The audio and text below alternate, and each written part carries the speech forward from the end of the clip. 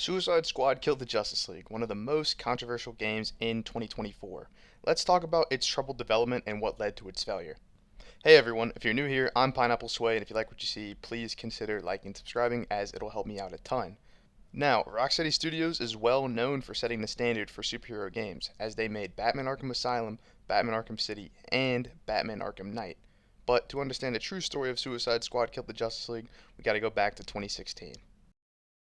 Now, 2016 was a weird year. Arkham VR dropped, and it was basically a spin off game that gave Rocksteady enough time to figure out what they wanted to do next. Now, with that, there's a rare discussion between Thugs and Arkham Knight that basically discuss with them saying, first Arkham Asylum, then Arkham City, then this, Arkham Knight, what's next? I say we leave Gotham. Basically giving us a subtle hint to what would be next for the series. Between releasing Arkham VR and eventually landing on Suicide Squad Kill the Justice League, Rocksteady was throwing ideas at the wall hoping something would stick. They tried to move away from DC, starting a new IP with a multiplayer puzzle game known as Project Stones, which in its base form took inspiration from Portal 2. The best way I can describe it was imagine the Riddler's puzzles, but that's the entire game. Not a mystery to why it did not end up working, but they kept the codename Stones for Suicide Squad Kill the Justice League, which can be viewed and seen in the game's files. Now, let's move on to 2017.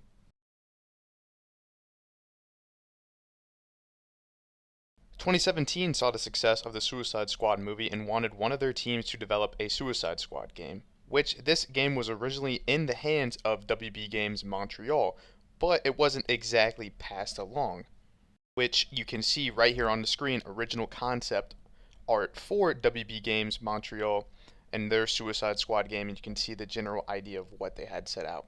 Now, not much is known about this original game, as Rocksteady eventually took over the project.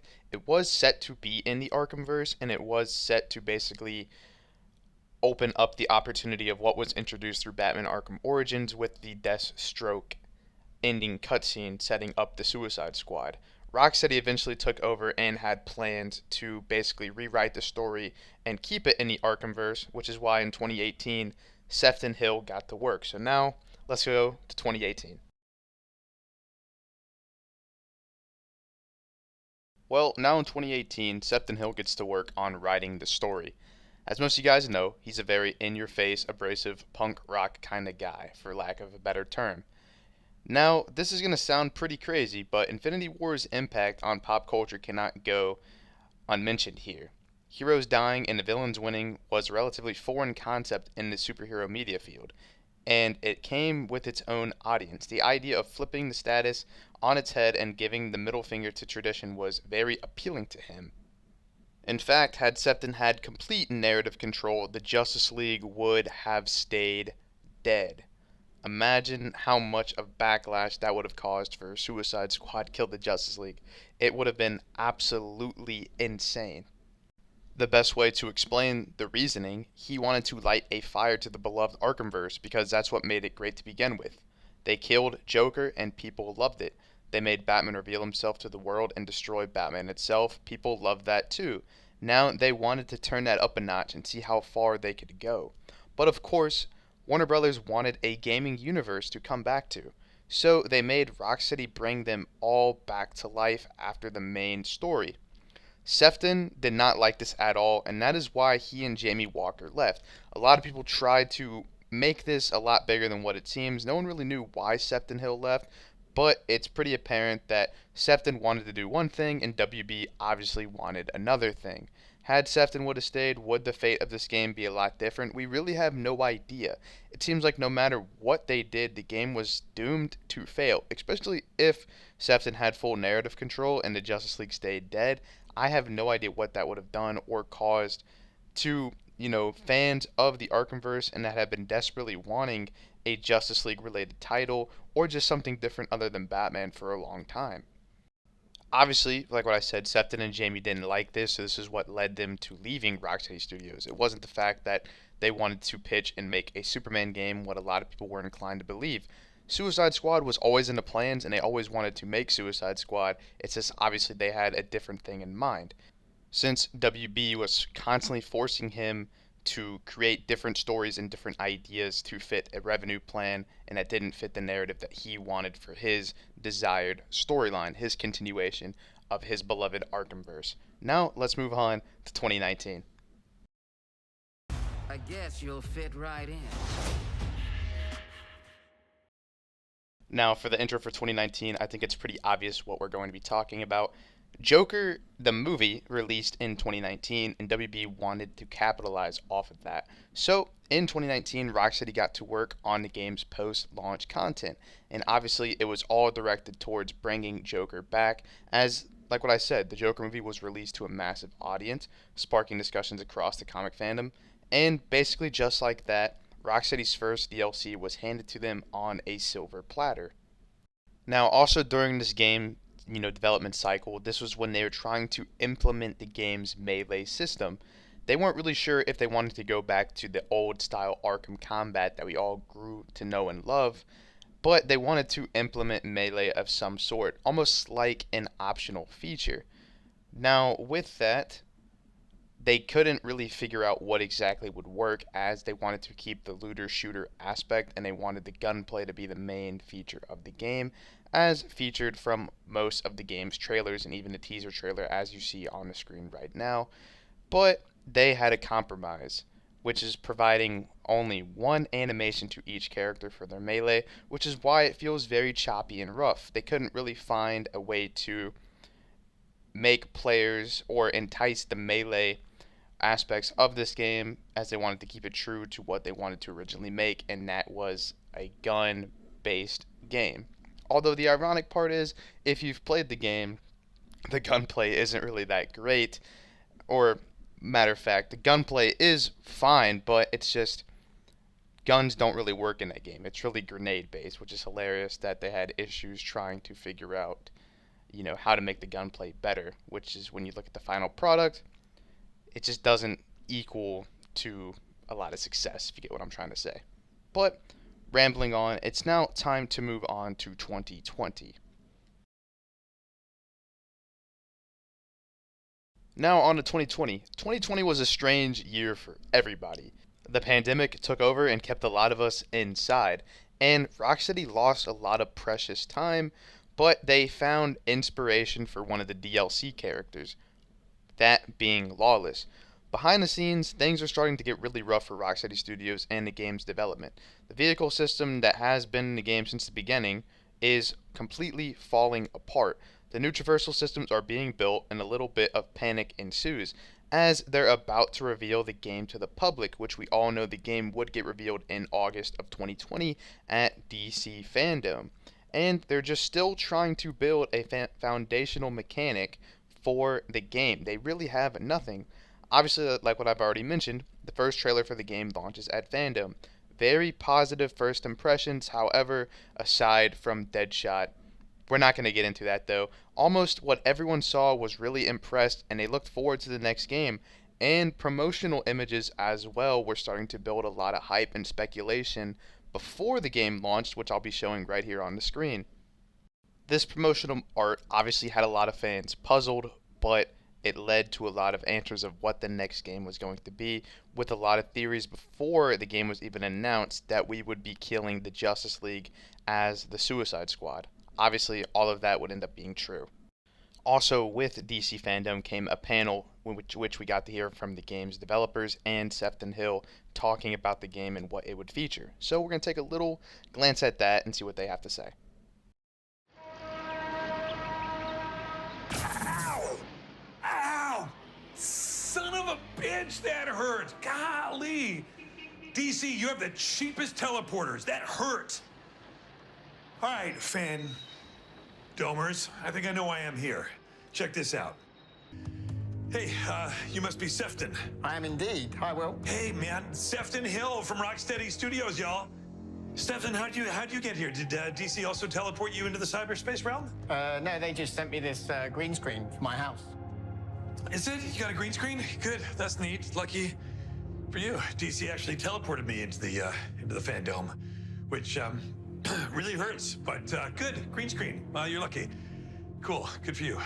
Okay, well, I guess, look, the cat is finally out of the bag here. This is Rocksteady's new game, and there is a lot of anticipation behind it, right? And the Arkham games are extremely popular, and buzz has been building behind this new game. So, what can you tell us? Well, I'm really excited and proud to be able to reveal Rocksteady's Suicide Squad. You know, it's a unique new franchise for gaming, and we've been able to put our own spin on it and create something really special that I think gamers are going to love and enjoy.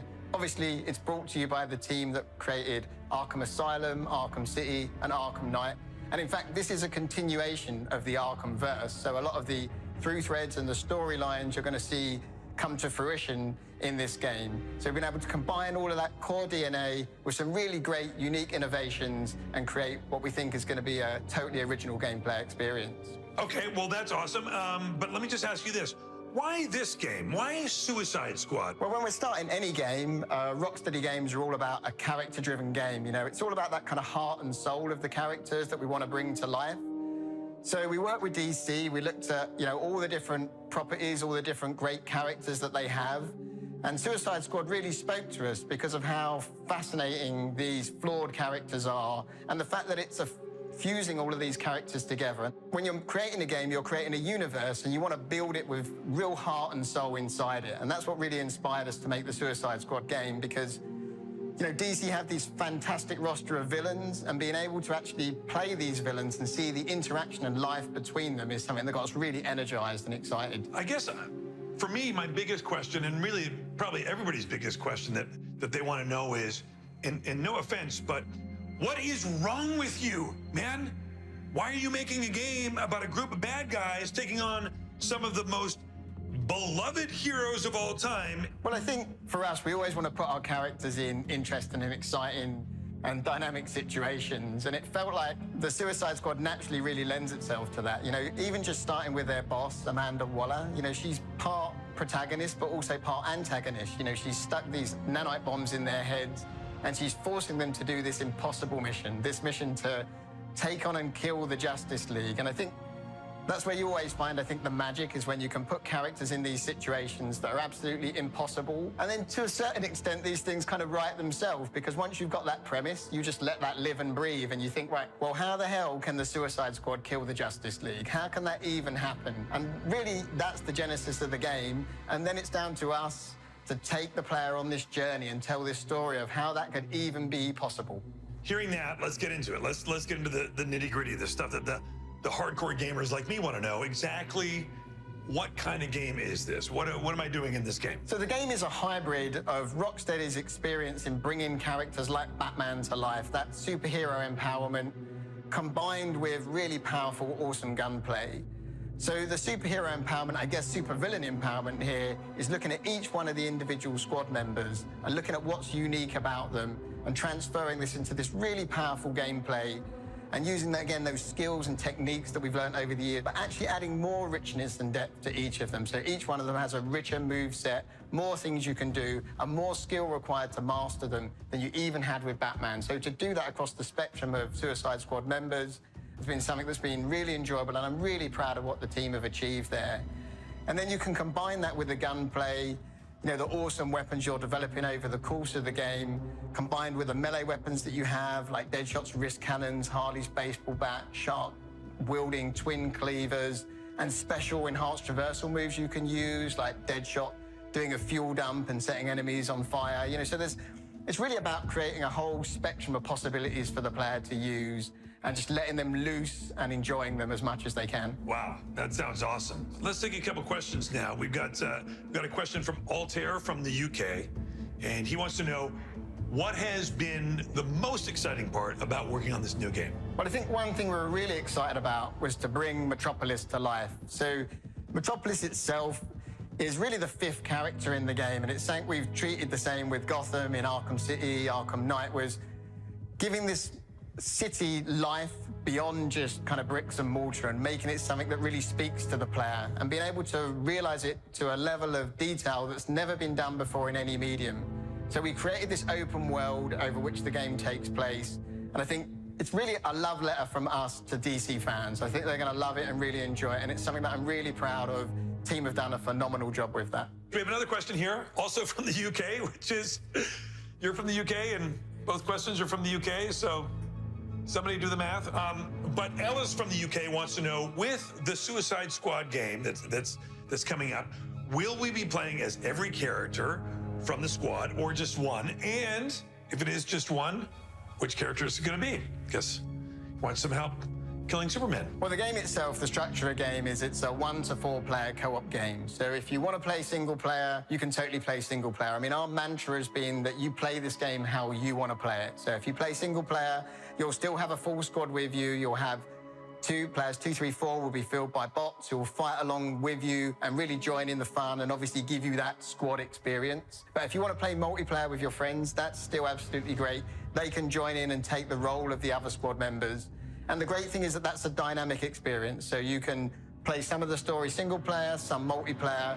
The whole game is accessible, single player, multiplayer, in and out of those 2 modes, however you want to do it. So it's really something that we just want to give up to the fans and let them choose. And of course, if you're playing single player, the other cool thing is you can even switch between the characters. You're never locked to any particular character for any particular section of the game. So you want to play as Deadshot, jetpacking around, sniping enemies, you can do that. And then boom, just instantly switch to playing as Harley, swinging around and flying into enemies with a baseball bat around the head. So there's so much freedom in the way you play the game because we really wanted to get across that feeling of being a whole squad and not just one person going on this mission. Lastly, I'd like to know, if it's okay with you, if can I be in the new game? I'm not saying Task Force X, I'm just saying maybe just like a random handsome guy who's, you know, hanging out in Metropolis, just being handsome and dodging chunks of debris.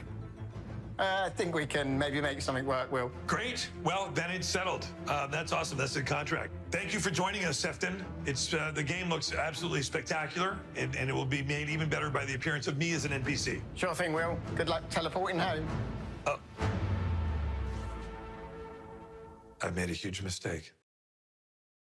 Now, looking back at this now, there's something really off. You can tell that Sefton Hill wasn't exactly there, as you guys would know that later on, a few months after this, Sefton Hill would announce that he would be leaving from Rocksteady entirely to basically work on different projects. Now, it was never really stated to why Sefton Hill left Rocksteady, so it left a lot of speculation. Now, the real reason for Sefton Hill is actually pretty simple, and it's not as complex as people pointed it out to be. The reason why Sefton Hill ended up leaving Rocksteady was because his original vision that he had in mind for Suicide Squad Kill the Justice League was completely flipped and scrapped entirely in favor for WB, as they wanted a better story to help fit a profit margin, as they did not agree with what Sefton had originally in mind, which you guys may have heard already as I mentioned it in a previous video. Sefton's original idea for the game was to keep the entire Justice League dead, and now why would they do that? Well, in Batman Arkham City, they killed the Joker and fans loved it. Batman Arkham Knight, they killed Batman and fans loved it. Well, hypothetically killed Batman. And then Suicide Squad Kill the Justice League. Sefton wanted to take that even further by killing the entire Justice League and keeping them dead. Not bringing them back to life, keeping them dead. But this opens up a lot of problems, which I'll be talking about later on. However, this would lead to a lot of issues at Rocksteady Studios and would start to crumble within. Now, WB wanted one thing and Sefton wanted another thing. So Sefton thought, hey, it is best for me to leave the studio. It was nothing to do with the game being backed by Sweet Baby Inc. It had nothing to do with Rocksteady wanting to do a Superman game originally. WB completely squashed Sefton's original vision and it left a sour taste in his mouth, therefore leaving the studio entirely.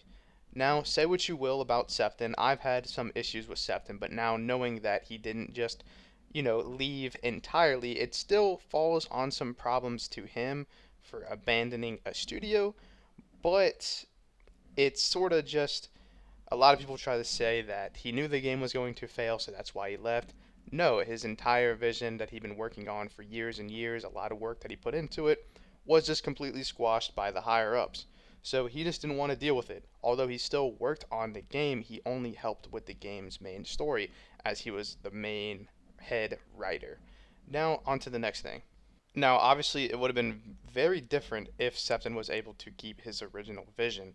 Now, in all honesty, I'm not sure how it would have gone, but it opens up that the game most likely would not have been live service if Sefton Hill was able to keep his original plan. Now you're probably wondering, Sway, what do you mean by this? Well, let me explain. Obviously, WB wanted the Justice League to stay alive as they felt it would help the game generate more revenue. Sefton, however, wanted to keep them dead. Now this opens up problems because Rocksteady and WB aside, had their creative differences, which led to Sefton, Jamie, and some other studio heads to leave Rocksteady. Now, why does this go back to the game being live service? Well, WB wanted the Justice League to stay alive. However, that just couldn't be done. Sefton did not want that to be done. He wanted to focus on something else entirely. He wanted the game to be what they were known for making, a grounded base story, as he even admitted in the interview as we saw a few minutes ago.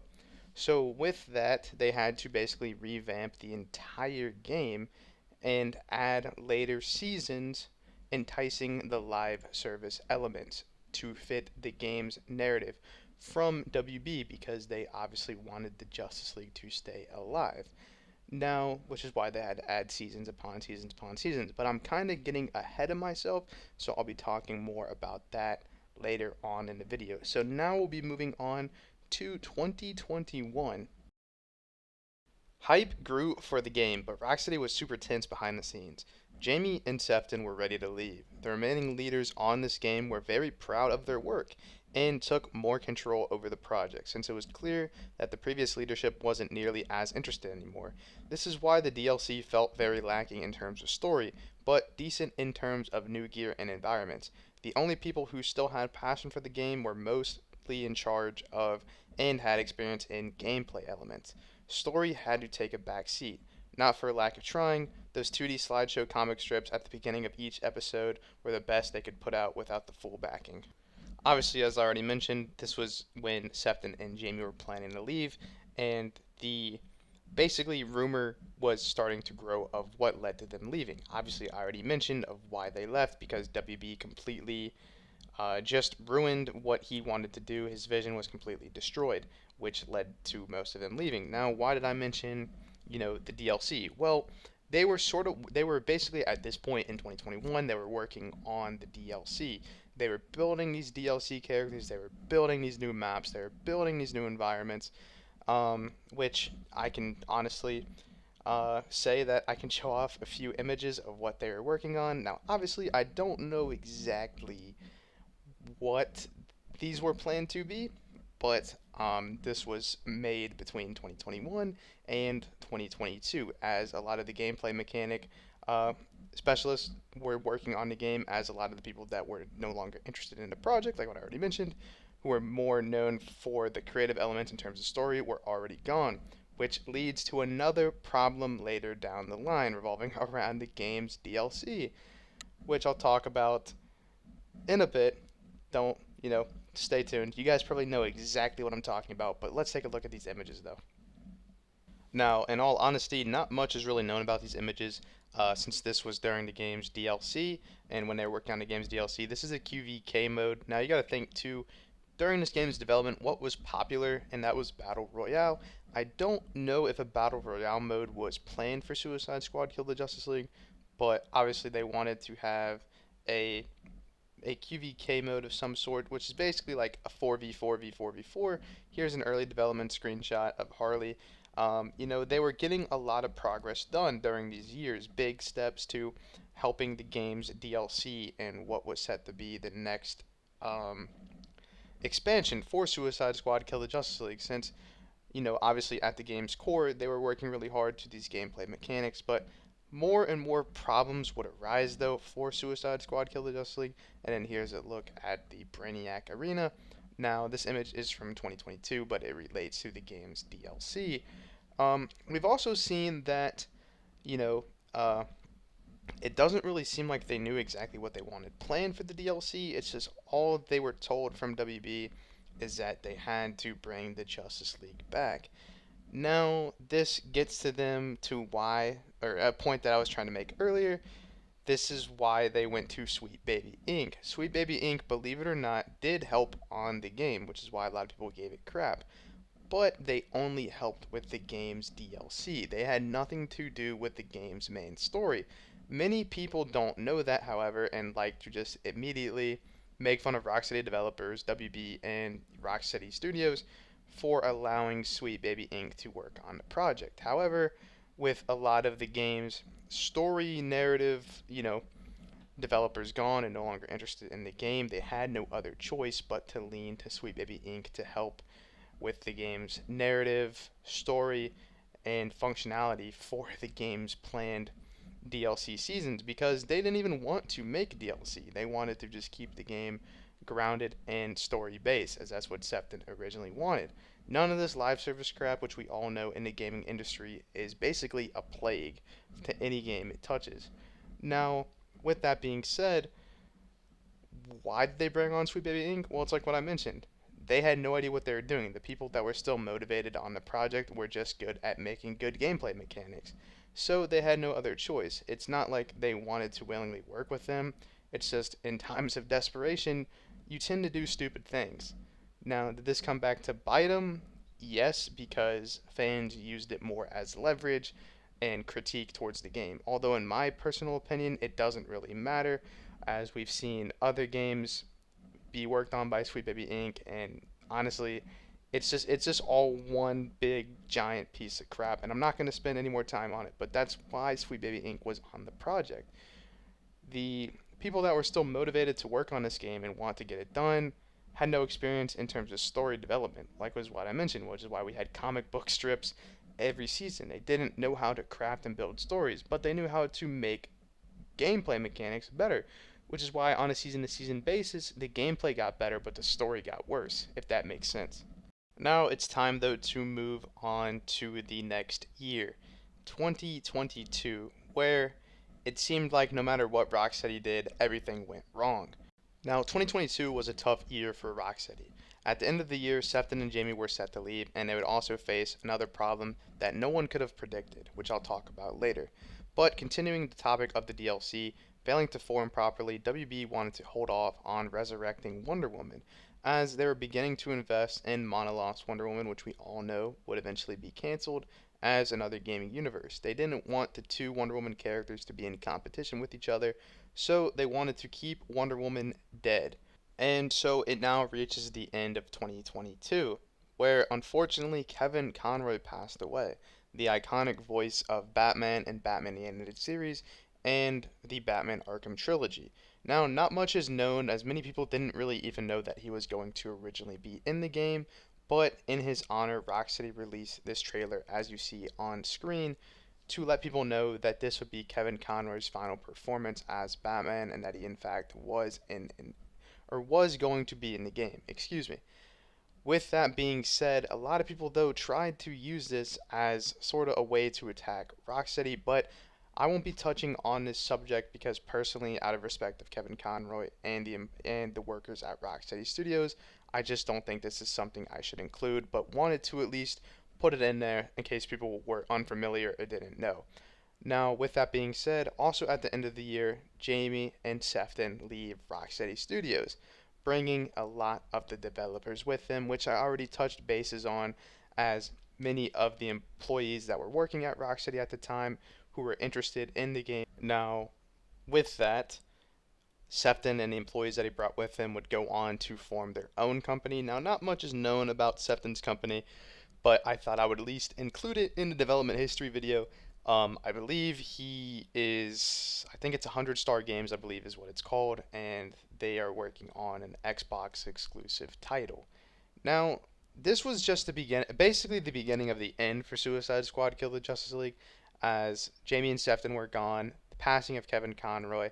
The game just was going nowhere in terms of development, and more issues were stacking on top of each other. But they had to get the game out, they had to release the game, they really had no choice because they already invested so much money into the game. They were just trying to figure out and scrap pieces and pieces and pieces to sort of stop the bleeding. Because with their leadership gone, it left a lot of just questions of what was going on in terms of leadership and development at Rocksteady Studios. Where did all the time go? Now, this would open up going into 2023 as more and more problems would continue, with the big one being State of Play 2023, which was at the beginning of the year of 2023. I believe it was, I want to say, if I'm not mistaken, March of 2023, and we'll be showing this. Say what you will about this trailer, about the State of Play trailer, but let's move on now to 2023. State of Play 2023, the trailer that started it all at the beginning of the end for Suicide Squad Kill the Justice League. Now, I have much more to say after this showcase, but in case you've been living under a rock, here's what kinda started the issues for Suicide Squad Kill the Justice League. Oh, you know what? Hold on a sec. Hello, Brainiac? Is it happening now? Great. You will have Luthor ASAP. Good news! You want Luthor, all you have to do is come and get him.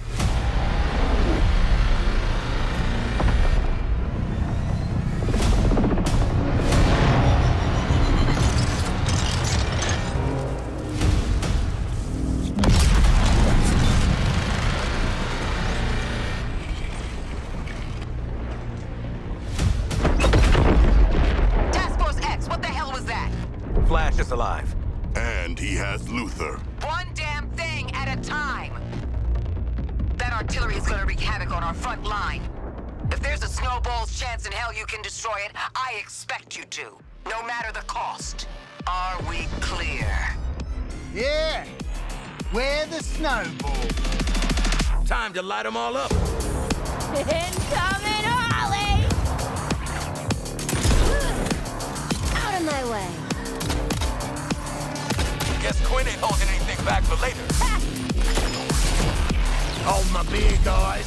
Let's dance! Ah!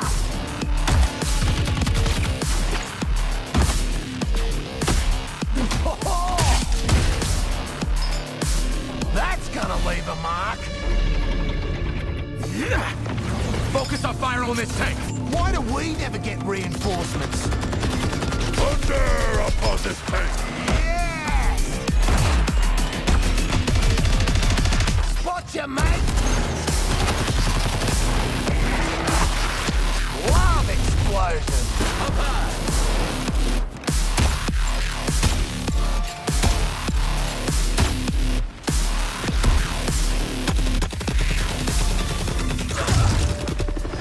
Incoming. Send this chopper flying! Roger that, Quinn. Eyes up.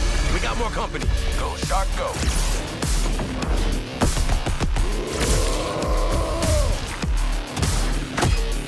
Senseless violence. Love it! Nail that weak spot, squad. No worries!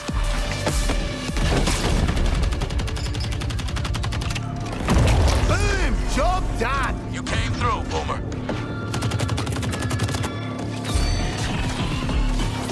Just call me the Pinball Wizard. Unstoppable!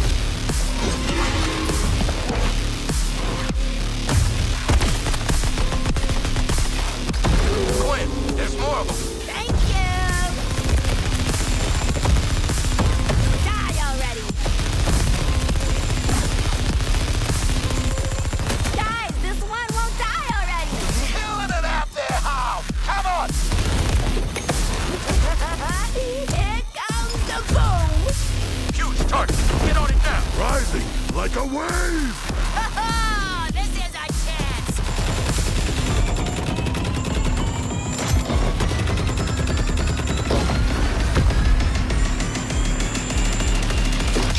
Boom. Ouch! I love our escapades.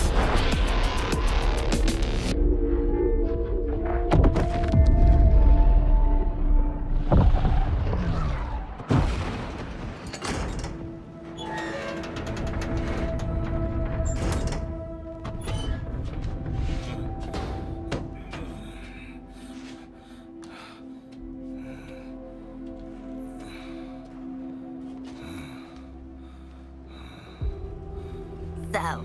How'd the whole taking down the Flash thing go?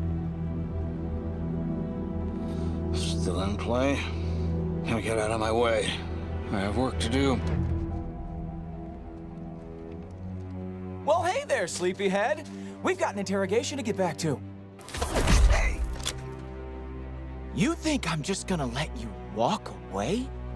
And tell these guys everything you know? You think they can stop us? Pathetic. Pathetic? At least I'm not a big hero turned stooge for a spaceman. Okay, Boomerang. You want to see what a real hero can do? I'll show you.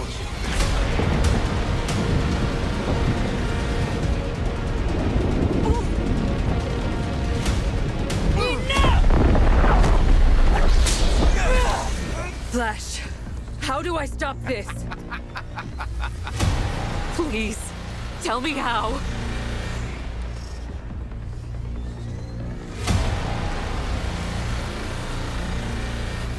You have to kill us, Diana.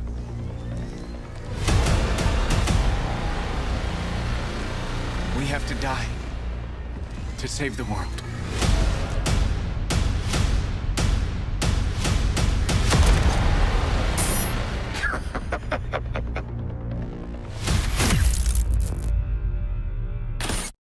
PlayStation.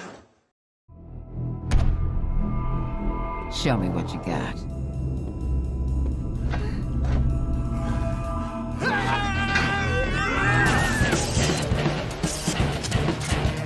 Suicide Squad Kill the Justice League is an extension of the Arkhamverse, and it's really about now reframing the story and telling it from the villain's point of view. Where are we going and who are we killing? It's a mixture of lots of the things I hope the fans like about Rocksteady, but like a whole massive chunk of new stuff that they've never seen before. We've always seen Batman's perspective on this world, and we thought it'd be really fun and enjoyable to see this universe, but through the eyes of the villains. We're picking up the story 5 years after the end of Arkham Knight, and a lot's changed in that time. Just checking. We're all seeing that thing, right? Brainiac has invaded Earth, and he's this huge threat overlooking Metropolis. He's taken over Metropolis City. The Justice League are there to try and save the city, but Brainiac has captured and brainwashed them and turned them against the very people they've been sworn to protect. Oh, fuck, it's Superman!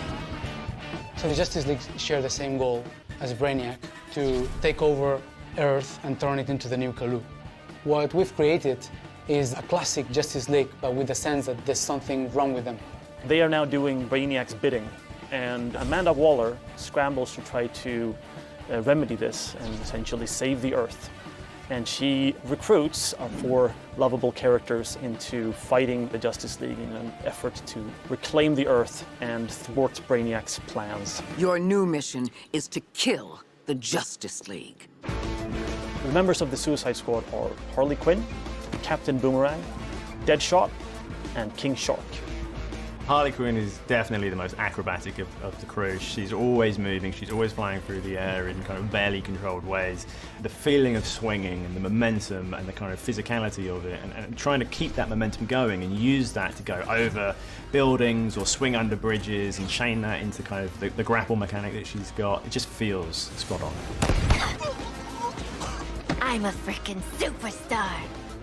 Deadshot has the iconic Deadshot look, but with a Rocksteady twist. He's got a real swagger to him, and in this game he can also hover with his jetpack. He's super precise, he uses sniper rifles, assault rifles and pistols, and they all fit with his sort of the fantasy of playing as Deadshot as this master assassin. Are you on Team Waller, or Team Get the Hell Out of This Mess? King Shark, to me, as a person, is, well, as a fish, is this incredible character who's super well-read and super well-to-do, and I'm sure could smash an operatic performance. Actually, I'm the son of a god. It is my shame to suffer mortals and their buffoonery. But also doesn't really know simple words or simple things that are going on. I think that's brilliant. In terms of combat, he is a brute. He is a tank character. He can take more damage. His abilities all lean into the fact that he wants to get in a bit more close and personal. He's the fastest melee character. Captain Boomerang's got his Speed Force Gauntlet, that he can use together with his boomerang. He can throw it to any point in space and speed force to that point along the walls, along the floor, and get wherever he wants to go.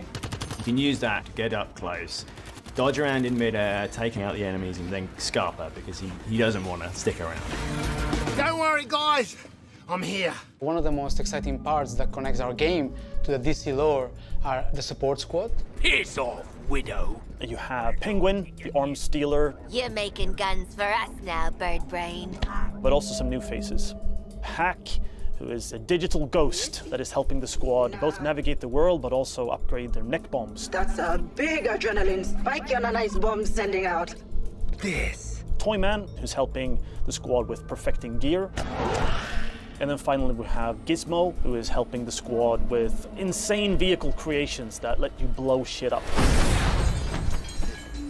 Metropolis is your playground. You're going to get to meet different characters, different villains, and you really get to see these cool, iconic locations. Being the city of tomorrow kind of like meant a stark contrast with Gotham City, which is very dirty, it's always raining. And that contrast with like a city that's very grand, it's very clean, it's very functional. The huge difference between Metropolis and Gotham is that Metropolis really acknowledge and really trust Superman. So there is a lot of statues to thank Superman for everything he's done for the city. You're getting to see Metropolis through the villain's eyes. You're getting to experience this world and traverse through this world as the villains. Greetings, Metropolis! So the core ability that everything wraps around in Suicide Squad is your traversal. How that works with combat is you're chaining your combat moves together with those traversal moves, and the combat encounters are all designed to push and pull you around the environment in a battlefield that's constantly changing, working out how to use all your different weapons, your guns, your melee attacks, and how to use them all to your best advantage to control the chaos and come out victorious. What's awesome about gunplay is the variety. So there's 6 core types of weapon families. We've got assault rifles, SMGs, sniper rifles, shotguns, miniguns, and pistols. There's added variety from weapon manufacturers. There's LexCorp weapons, there's GCPD weapons, there's Armortech weapons. Later on in the game, we also have gear sets. The gear sets are villain themed. For example, if you have a Bane gear set and you trigger his buffs in the game, some of it will have the Bane drums and you will like Bane and like boom, boom, boom, and then there's like green smoke and you trigger all kind of effects. So you're basically taking the essence of the villain, you're bringing it into the game. Each character has a power level in the game that we call gear score. As you acquire new gear in the game, your gear score goes up. And as that number goes up, it means that you can take on much harder missions. As part of this progression journey, you will unlock more and more builds, more and more ways to customize your character to really fit the way you want to play. Every firearm in our game is upgradable. So in Suicide Squad Kill the Justice League, you're gonna get lots of choice to use the weapons that you need to complete your missions, but most importantly, you will be able to customize your squad to be whatever you like. You can wear whatever you want, any of the outfits. You can be running around in your asylum jail outfit and still have like the best gear score ever. I like it. Our game is a 1 to 4 player co-op experience, which means that all the missions in the game have been designed to support solo play, playing with a friend, 2 friends, or 3 friends. For the single-player fans, you can play in single-player with bots filling in the role of the squad, so you still feel like you're part of a team, and you can switch them if you want. I'm going to try King Shark now, or we can say, well, I think Harley will be a better fit for this mission, so I'm going to switch over and I'm going to try her out.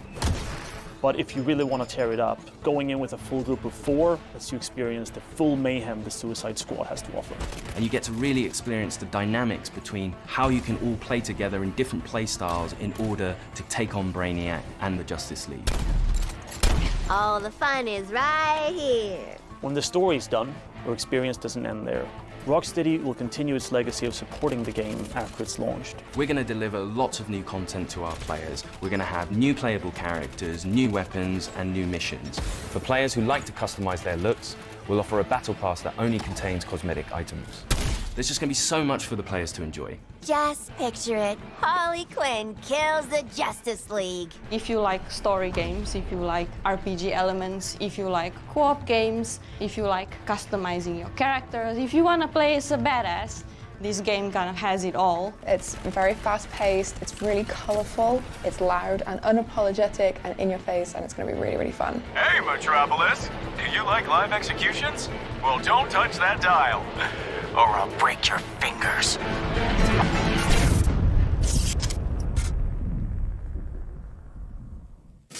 Shortly after, promotional art would start releasing for the game. As for May 26, 2023, the inmates are out.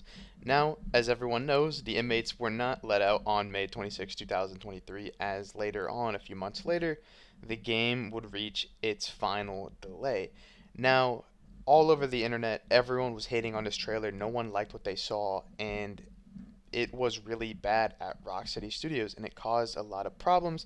But on the bright side, a negative turns into a positive. The classic skins were leaked, I want to say, sometime between, I want to say March or April. For the most part, I didn't really see any negative stuff towards this, other than people said that they went woke towards Harley Quinn, but we're not going to talk about that. It was really cool to see these classic skins, and knowing that Rocksteady did at least, showcase these. Now, in all honesty, I have no idea how these got leaked, but they were known as the pre-order bonuses for the game. And then I believe it was April 9th of 2023. We got this message right here from Rocksteady Studios that Suicide Squad Kill the Justice League will now launch on February 2nd, 2024, after the massive backlash from the 2023 State of Play. Now, this is where 2023 kind of gets a little weird, because it would then be 9 months of absolutely nothing from WB and Rocksteady Studios, giving people the impression that the game was most likely canceled. However, it wasn't. As I mentioned, as if things weren't bad enough, following the departure of their co-founders and several veteran developers, the gameplay reveal trailer came out and started the hate bandwagon for the game. People started criticizing elements of the game which ironically were present from the first trailer back in 2020. All the characters were shown to use guns since the beginning of the game, and we knew that it was going to be a co-op shooter with a single player option from the beginning. The backlash started because people saw the founders leave and started to garner a pessimistic view on the product. The game is delayed to see what they can salvage out of it. A cancellation or write-off was not an option at this point. They put all of their chickens in this basket, so to speak. Warner Brothers said that this game had the potential to be a billion-dollar franchise, which the remaining developers thought was a joke until they realized that they were being serious. And as most of you guys know, WB starts marketing the crap out of this game. Expensive advertising, partnerships with Twitch, you name it, they were throwing everything they had to market this game, which is pretty funny because I remember a lot of these and seeing this and thought it was the strangest thing ever. Like, I'm pretty sure we had Shroud play Suicide Squad Kill the Justice League. I don't think he ever played it again, but WB definitely paid him a lot to play this game and some other stuff. However, this doesn't fall under the 2023 bracket, it's more in the 2024 bracket. Now, with that being said, for myself, I actually liked the gameplay trailer that was showed off and thought it looked like a lot of fun. And we're going to be talking about some of the key differences that didn't make it into the final cut. As you can see from the gameplay trailer, a lot of stuff was changed, starting with the health bar and the shield bar. A lot of that was changed, and then as you can see, the weapons that are slated on the left-hand side, that was changed as well. The game was also going to revolve around a gear score system, which you heard the developers talk about, which, believe it or not, the gear score system still is in the game. It's just hard to find. Now, they tried to salvage, like what I said, as much as they could to make the fans happy, but inevitably, they couldn't do anything. It seemed like whatever they did always went wrong. And with that, led to more and more problems. But like what I mentioned, they couldn't cancel the game, they couldn't write it off. Now, in case you guys are curious, I will be showing off some of the examples of the TV spots and the weird trailers that they had showcased. I won't be showing any gameplay from the Twitch partners that WB paid because I don't want to get copyright strikes for using their content. But I know a big one was definitely Shroud, because I remember that vividly. I think it was The Rock and Shroud and some other Rocksteady devs as they played Finite Crisis and they were showcasing the game. You guys definitely remember that if you've been a part of this. But obviously 2023 was sort of a weird year because they were kind of at a standstill because they couldn't reveal anything before November because another big superhero game was coming out, and that was Marvel Spider-Man 2. So in all honesty, I think that's why we had to wait so long during that 9-month gap. But I mean, it was 9 months of completely nothing.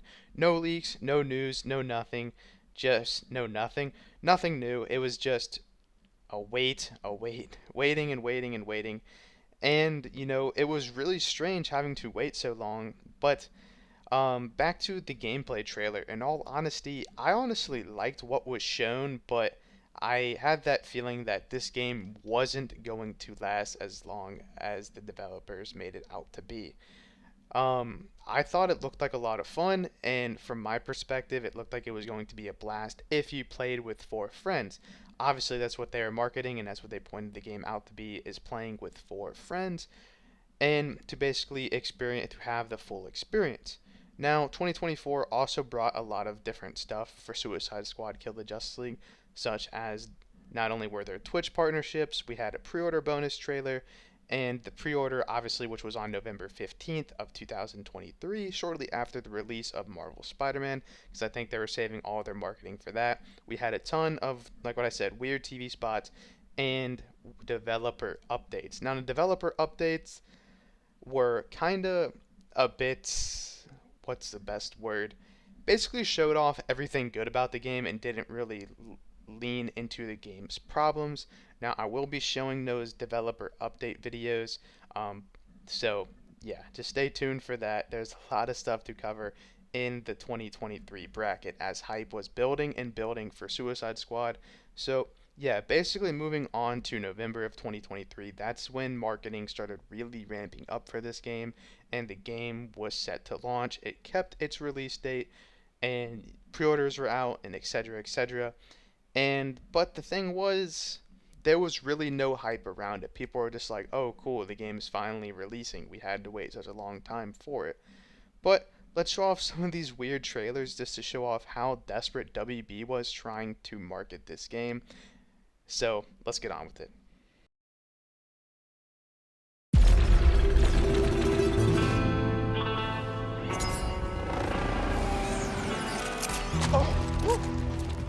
Will, you said you were dressing up for this. Yeah, man, I sail on things. That's cute. All right, well, the plan, I'm guessing, is to take out those things with the glowing purple eyes. No doy, Chinos. What's the plan of attack? Well, I have a deep, sexy baritone, so I'll be running point. Okay, Dad Bod. You know, in olden times, it actually was considered to be All right, heavy. playtime's over. Let's get set! Do you really think I have a dad bod? You look like a pinata, and I want some candy! Candy! Candy! Candy!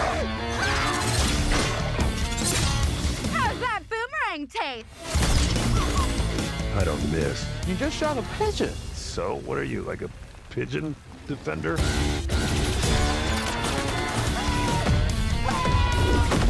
Oh, looks like Superman and the Justice League are here to steal our thunder.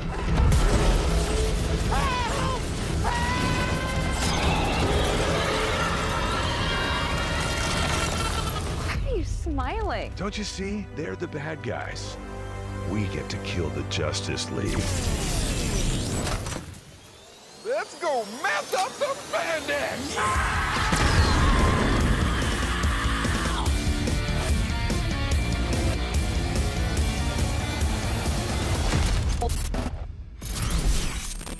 Kal-El's about to get shot in his D. Now, looking back on this trailer, I don't really know what WB was thinking. The game was basically already, in the eyes of the developers, done. They didn't want to deal with it anymore. They were already wanting to move on because basically they saw just so much hate and it just led to more and more problems, but they knew they had to at least market the game and release it.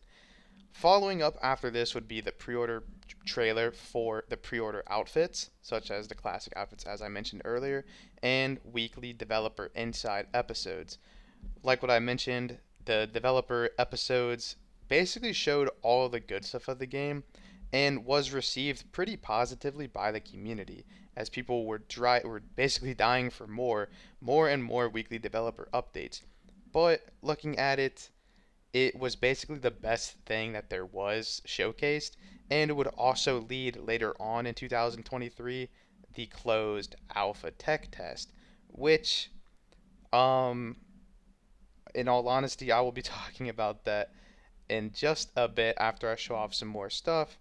But there was a lot to look forward to for Suicide Squad Kill the Justice League, but it seemed like Rocksteady was already, looking for a way out, as it became more and more inevitable that this game was going to flop no matter what they did, no matter what they tried to save. The game was basically dead on arrival, as that's what a lot of people said, and that would eventually come to be true. The game was sadly dead on arrival. But let's show off a few more trailers, if you will. Task Force X, your mission is to kill the Justice League. God help us.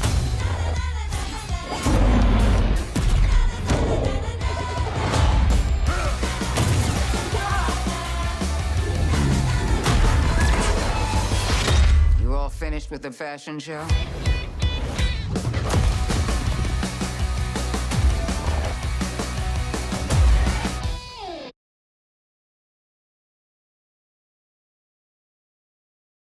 Now, shortly after this brings us to the technical tech test, the closed alpha. This was basically an exclusive sign-up. You had to sign up for it, and you were either picked to be in the tech test or you weren't.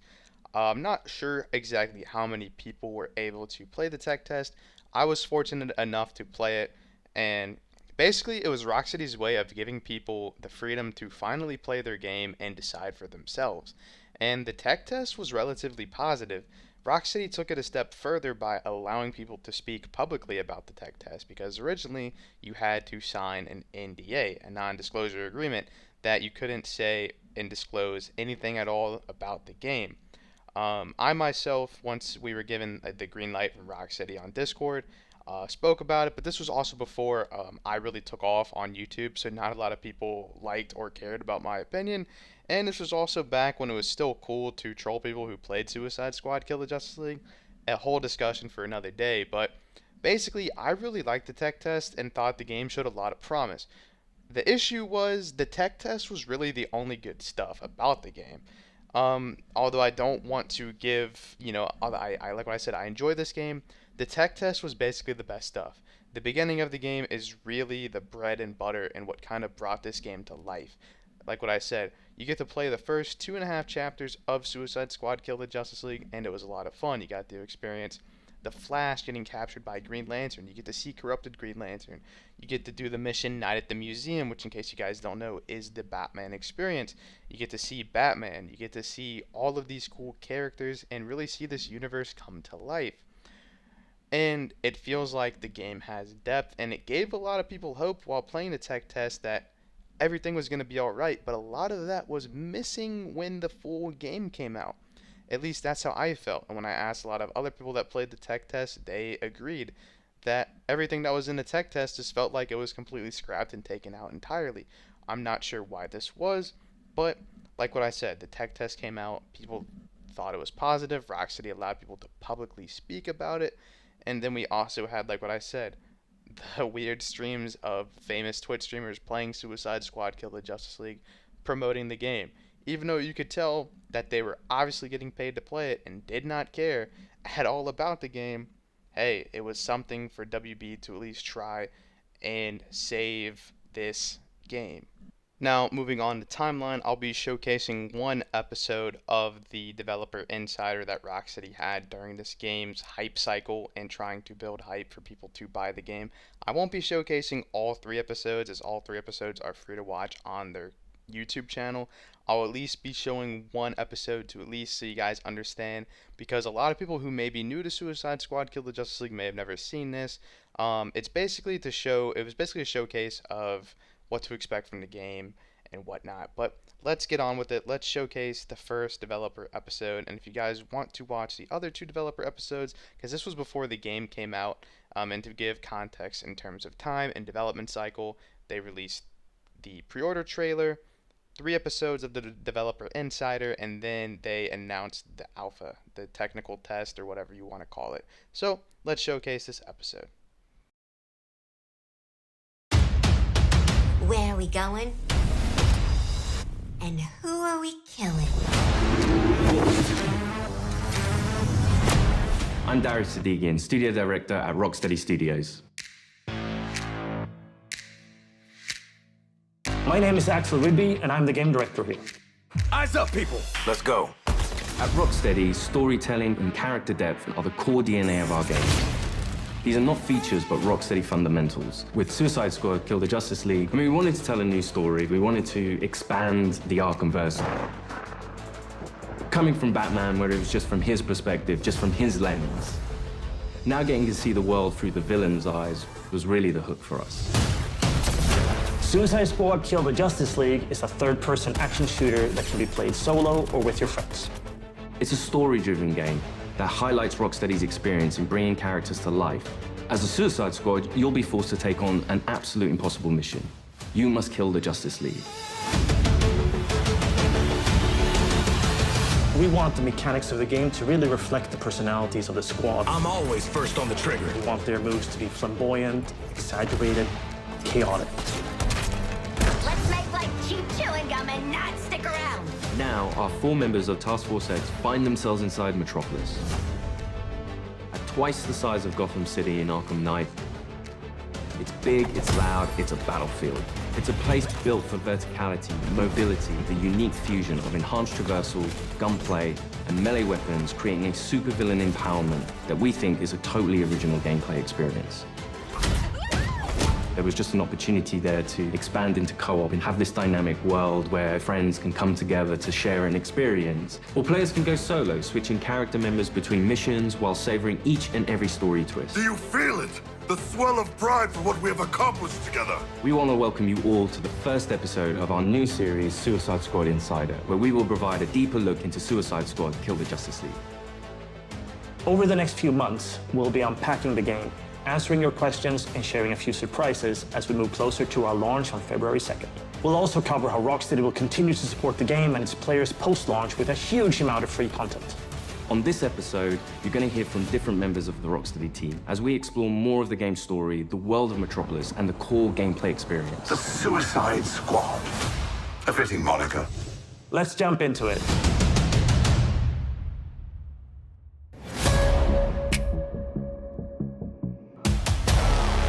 Normally, when you make a game in a superhero universe, the protagonist is the best person for the job. The squad are definitely not the best people for this job. They're the only people available. Hey, Suicide Squad! Fuck you! So it gives the narrative and the gameplay a kind of frantic, slightly panicked feeling where they are trying to figure this out as they go. The Arkham games weren't gritty because Rocksteady makes gritty, dark games. They were that way because that's what suits a Batman story. Every game we approach that with a similar mindset of just like, how do we enhance that experience? How do we excite players in new ways? For the studio to try something new and stretch our legs with a shooter first and with the high, powerful traversal elements was coming out of our comfort zone somewhat, but we wanted to see what we could do to put an Arkham spin on the action shooter space. Now get your damn gun out! In true Rocksteady style, the cinematics are kind of the heart of our story. It's the most cinematics that we've ever done, and every one of them is crafted to perfection. We're not just trying to do what we did before. We're making something which fits the source material that we think will make for an interesting story, but will feel different. To introduce you to our story, let's jump into an early part of the game. Amanda Waller, the director of the government agency Argus, sends the team behind enemy lines into Metropolis. Harley Quinn, should you not be more cautious? She ain't wired that way. Oh, Deadshot. Hidden in an underground train station, the team finds a secret elevator. Until we figure out where the hell we are, let's play along with Waller. Oh, is this a superhero museum? Hate superheroes. And museums. I've seen it on TV. It's the Hall of Justice. So let's rob the place! Idiot.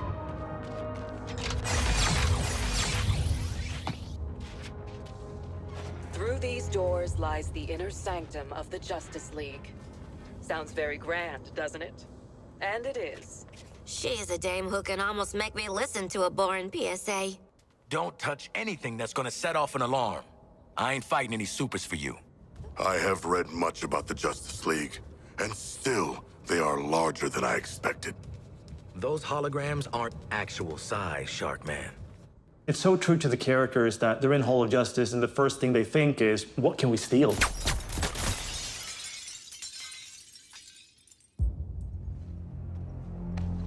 Hey, man, watch the Shit! glass. I'm okay. What the hell you got there? Thought this baby was a myth. Speed Force Gauntlet. Back when Doc Savannah tried to lift Flash's gimmick.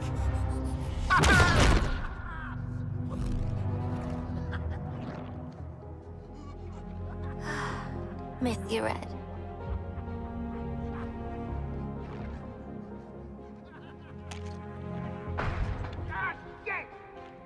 I'm still okay.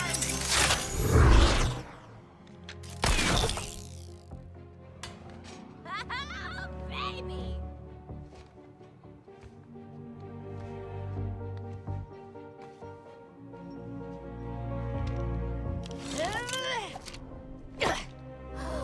You found the Riddler's hat of invisibility!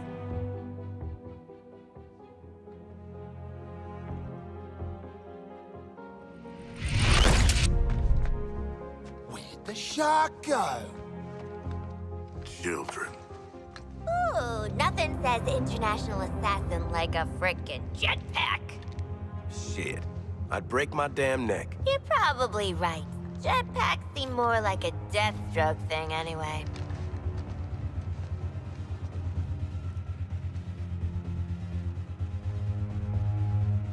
Mine.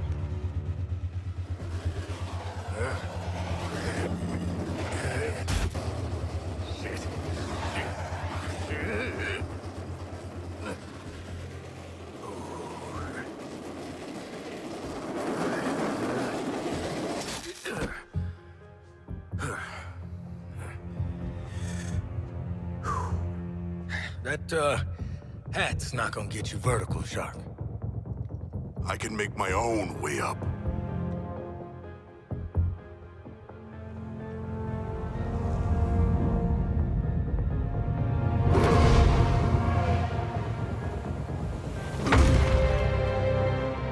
Well, tickle me stupid. Sharks can fly. All right. New toys, loaded guns. Let's get up on that roof and get our freedom back.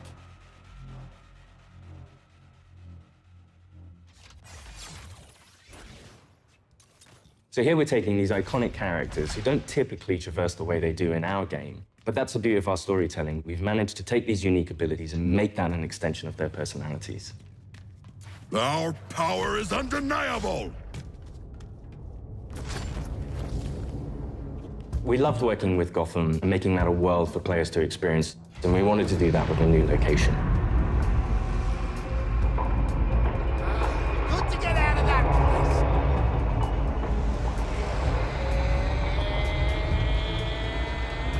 Hey. We felt that Metropolis was the natural next step to extend that.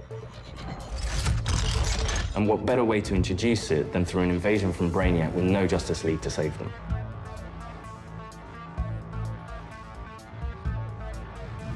Just checking. We're all seeing that thing, right? The entire game is about fighting behind enemy lines. Oi, Wally! What the hell have you sent us into? It's a bloody war zone out here. There's a giant skull in the sky. Congratulations, Task Force X. You're the first assets to make it into Metropolis alive. We're sending a signal transponder to your location. So you're essentially in Brainiac's backyard. Your orders are to activate that transponder.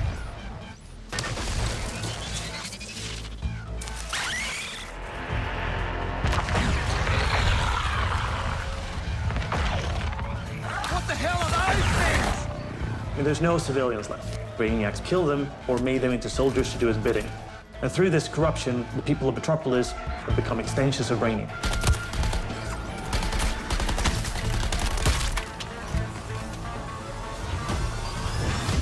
Hey guys! Thinking I shouldn't eat that extra tapioca put in my lunch? What the player knows from our title and what the Suicide Squad is about to find out is that here, the Justice League are the bad guys. They've been corrupted by Brainiac, and over the course of the game, your mission will be to kill them. Ugh, Green Lantern! Nice! Hey, your face always looks so... what? Harley doesn't have any innate superpowers, so to go up against these beings that have incredible strength, it's a challenge. I'm in the middle of recon for Brainiac. Let's walk and talk. You're talking about, you know, the all-star team of superheroes here. I want you to see this. Pay attention, Floyd. Let me go! Please!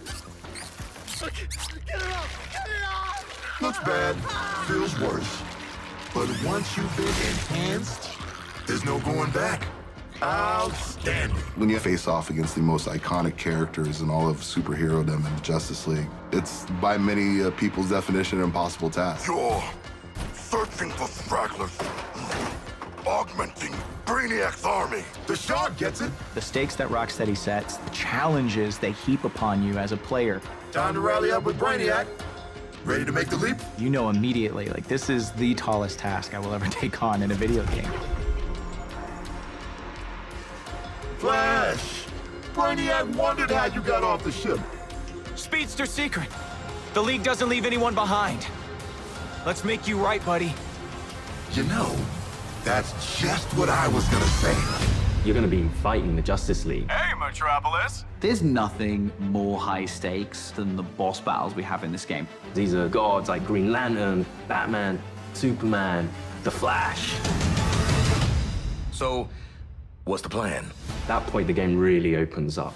We start to see players look at their weaponry and really ask the question of, like, how am I gonna kill the Justice League? Yeah, looking forward to killing the Justice League and all, but, well, you know, these guns are a bit shit. No offense. Then head northwest. That's the last known of a Gotham arms dealer who's dug into Metropolis. Oswald Cobblepot. Freaking Penguin! You want to last more than 10 seconds against the League? Cobblepot's been running anti-meta weapons for years. I want him recruited and brought back to the Hall of Justice. Oh, I'm gonna recruit the shit out of him. Since Batman Arkham Knight, the Penguin is no longer confined to Gotham City. He's made a name for himself in Metropolis as the authority on anti-meta human weapons. Now, Waller wants the squad to recruit him for Argus. I see you've already stolen traversal equipment. You'll need it to stay off the streets. Setting a new recon point. Go. At the heart of each character's playstyle is their traversal. Traversal gives the player total freedom. Every character has their own way of getting around that determines how the player moves through this world. Don't like to boast, but how great was I? Controlling a superhero character is fundamentally it's a power fantasy for all players. We wanted movement through the city to be fun. Just existing and moving around in Metropolis is a good time. Metropolis is quite a normal city. Well, as normal as a city can be in the DC universe. We spend a lot of time trying to get that art direction correct, trying to get the feel for it correct. You get to see all the kind of DC lore that builds this space. Let me do the talking with Penguin, okay? Not just a building, it's a daily planet. You know, there's a lot we can inject into the city that makes it more than just a city. Penguin is not truly a penguin. Yeah, mate. And I'm not a boomerang. It is known for its size, its scale. Anything from the DC lore, you look at Metropolis as the city of tomorrow. When did Penguin get out anyway? Out. He was barely in. Money talks, creeps walk, you know? I hear that. It's just a great way for players to experience Metropolis in a new way.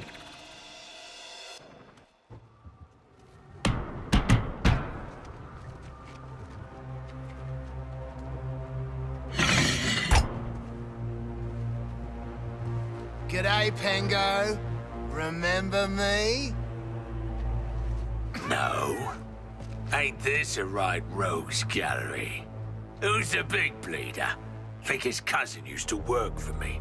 Ooh, which one? Busted him out of a circus. We're getting the hell out of the city before Argus finds us. You in?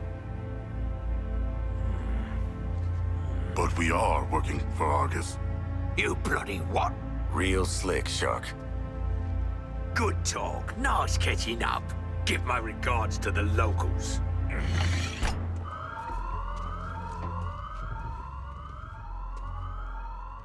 Traversal is at the very core of our game. You will need to be on the move and master each character's movements if you want to succeed.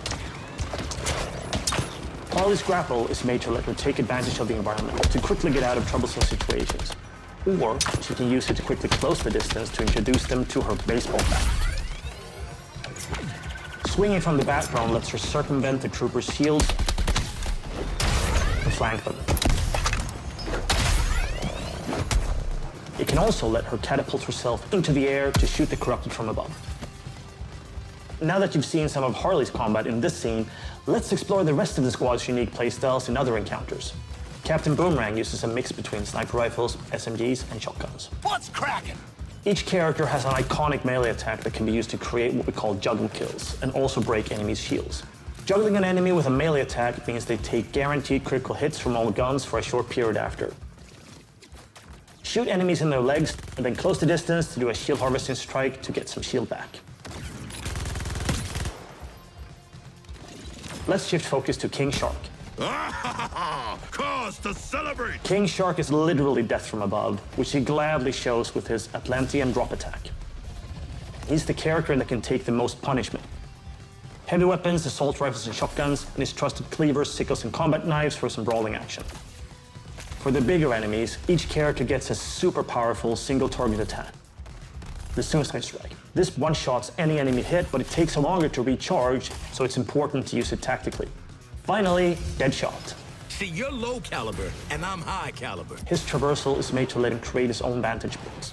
This works great with his weapon loadout of sniper rifles, assault rifles, and pistols. For more up-close action, Deadshot relies on his iconic wrist cannons. One thing we really wanted to bring into this game was a reimagined version of the Arkham counter system, and mix that with our traversal and shooter gameplay. Introducing Counter Shot. Each enemy has a different reaction to the counter shot. Some will be stunned, some will take damage, some will be interrupted and then get really annoyed. Now let's take a look at Harley absolutely demolish Brainiac's forces with all these tools. My show's all knock 'em dead material.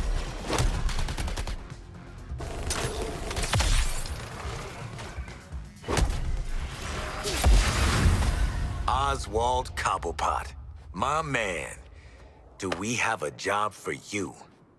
Tell him, Quinn. You're making guns for us now, Bird Brain. Thanks for joining us for episode 1 of Suicide Squad Insider.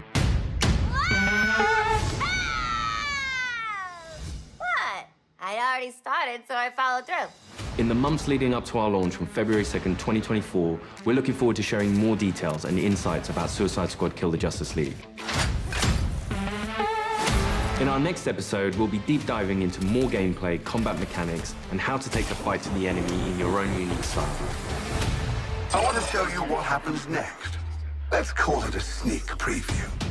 We really want players to feel like they explored all these characters that we bring to life in this DC universe. I'm going to enjoy this. You're starting with characters who aren't very powerful, and through the story, you're learning how to use their skills and become powerful. We really wanted to deep dive into the RPG system. You have your enhanced traversal, you have gunplay, you have weapons, there are upgrades and unique talents. And all of that stuff fusing together to create this kind of unique experience. Together, we are unstoppable. Join me. Are you kidding? Too soon.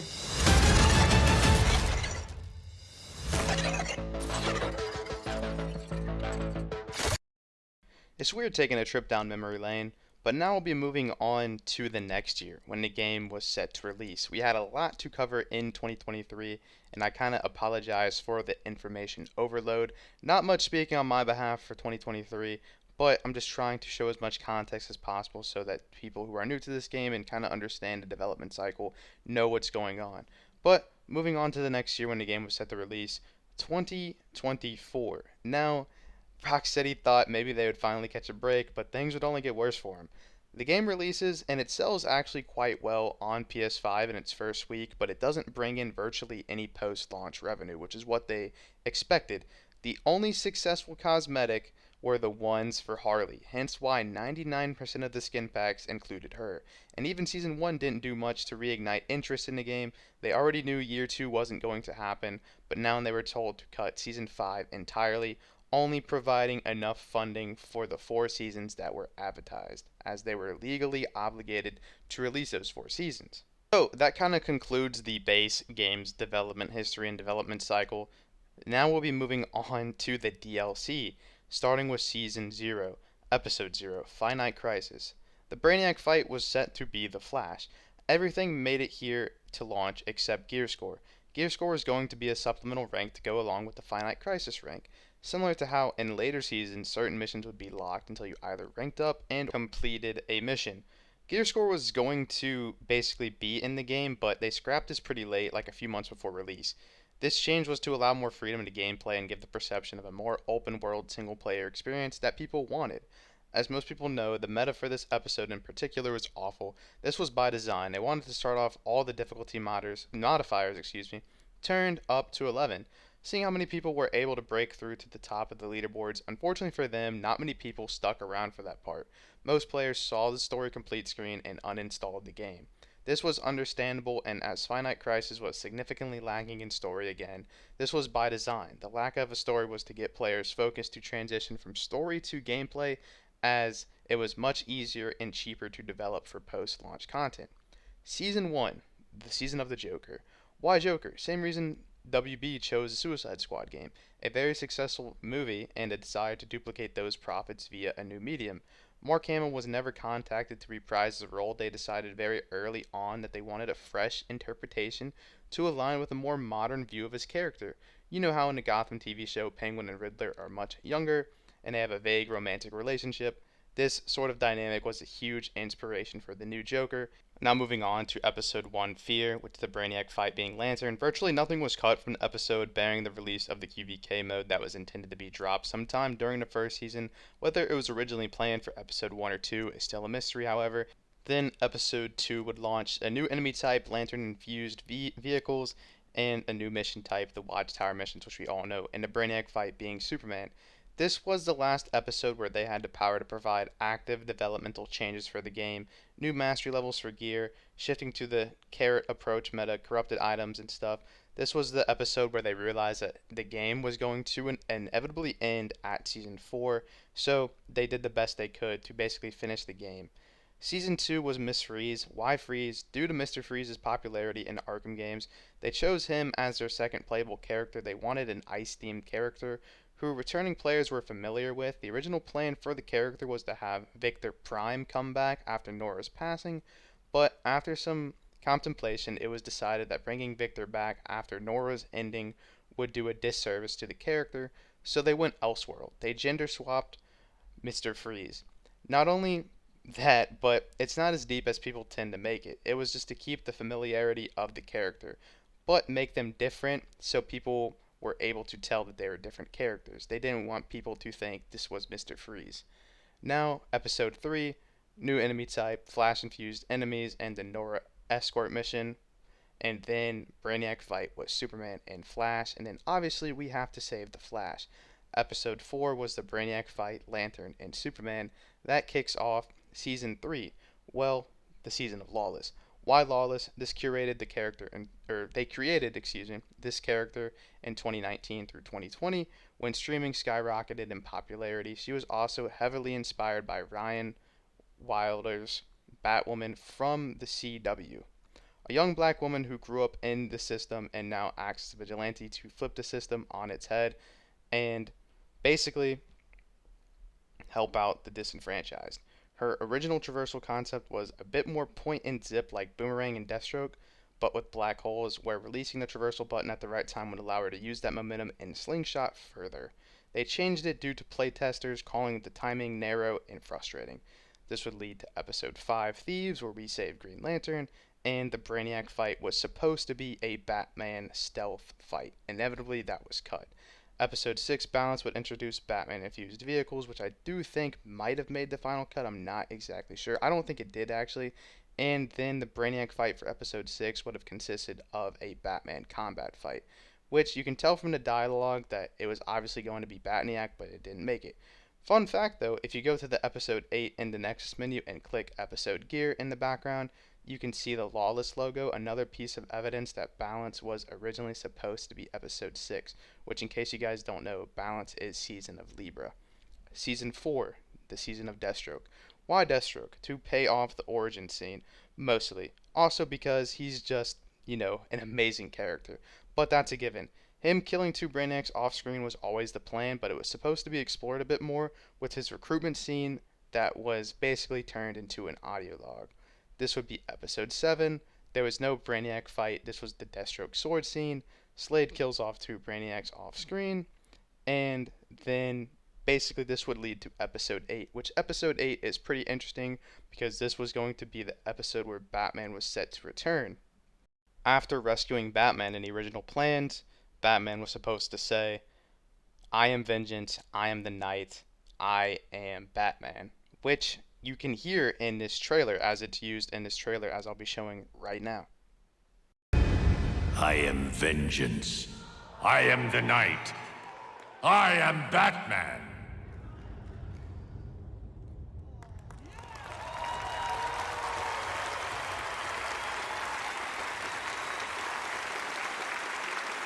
This would then lead to Season 5, which Season 5 would actually have been the only season that didn't include a battle pass or a new character. It would have been Episode 9, Focus, and Episode 10, Finality. A Lantern, Superman, and Flash infusion with the Flash and Lantern helping you to fight Brainiac, and then in Episode 10, Flash, Lantern, and Batman would help you out to fight Brainiac, basically to end the game. There was an extremely cool segment here where Batman phases in during his part of the boss fight and basically outfears Brainiac in the same way Harley did to take Batman out in the main story. It's another fake out bad ending where Brainiac wins and the Arkhamverse is destroyed, before Batman narrates that he would never let this happen again, and the ending rewinds similar to the VHS tape and Catwoman's side mission in Arkham City. We finally finish the tagline of Batman saying, "I am vengeance, I am the night, I am Batman." When the segment concludes, we see the final cutscene for Brainiac's story. Superman delivers the final blow to Brainiac and makes a comment about sending him to the Phantom Zone when he wakes up. The ending would have kept the point of no return style, where the endgame would continue before the events of the final boss. Now, this also brings us to the clone theory. Believe it or not, this was not the original ending to the game. So no one really knows what the original ending was meant to be, but I do know from what I've heard that Kevin Conroy was cut from the DLC because they went with the clone theory to basically wrap up and finish the game. Another reason was because they didn't want to use Kevin's voice for any future content. They wanted his final performance to be Crisis on, I think, Infinite Earths Part 3, so that way they wouldn't catch more hate for making his final performance tied to the game. In all honesty, I think the addition of Kevin Conroy would have helped tremendously for the game and made fans really happy. And the last reason was the budget. So that basically concludes this development history of Suicide Squad Kill the Justice League. So I just wanted to say thank you guys if you made it to this video and watched all of it. If you made it this far, let me know what was your favorite part. And I just wanted to say thank you to everyone that helped make this video become possible. There was a lot of people that I can't mention, unfortunately, that were able to help bring this video to life. You guys know who you are. I love that you guys were able to give me all of this information so I can share it on YouTube in a more positive light. I also just wanted to say that, man, it's been one heck of a journey. I've enjoyed uploading Suicide Squad Kill the Justice League this past year for you guys, and I'm glad that I'm able to share this development history video with you guys. It has been a ton of fun. I look forward to bringing you guys more Kill the Justice League videos, believe it or not.